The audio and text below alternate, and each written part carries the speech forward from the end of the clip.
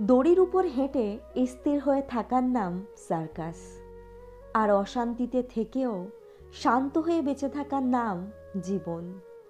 গন্তব্য যতই উঁচুতে হোক না কেন, পথ সবসময় পায়ের নিচে থাকে।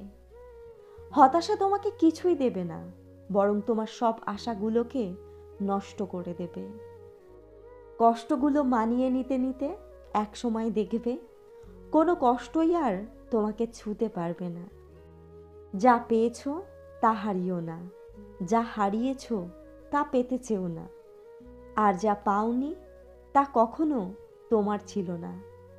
এই সত্যিটা আমরা মেনে নিতে পারি না, আর মেনে নিতে পারলেই জীবন সহজ। সম্পর্ক করার আগে নিশ্চিত হন আপনি তার প্রিয়জন নাকি প্রয়োজন। হার মেনে নেওয়া আমাদের সবচেয়ে বড় দুর্বলতা।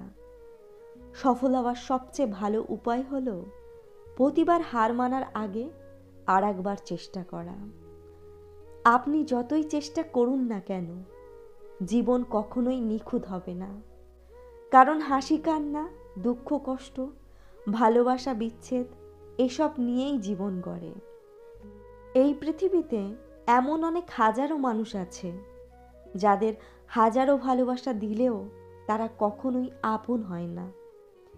এই জন্যই হয়তো সবাই বলে পর কখনোই আপন হয় না। ঠকিয়ে হাসছে যারা, তাদের হাসতে দাও। নিজের চরিত্র বজায় রাখো, বাকিটা সময়ের উপরে ছেড়ে দাও। সময় সব কিছুর জবাব দেবে। জেদ থাকা ভালো, কিন্তু অতিরিক্ত জেদ অনেক গোছানো স্বপ্নকেও ভেঙে চুরমার করে দেয়। পাহাড়ের মতো শক্ত হতে গিয়ে ভিতরে ভিতরে নদীর মতো ভেঙে যাচ্ছে। প্রতিশ্রুতি নয়, পরিস্থিতি বলে দেয় কে পাশে থাকবে আর কে ছেড়ে যাবে। সাকসেস হতে কী লাগে? অপমান, খারাপ সময়, একাকিত্ব, নিজের প্রতি আত্মবিশ্বাস আর প্রচণ্ড জেদ। ব্যাস, তোমার জয় নিশ্চিত।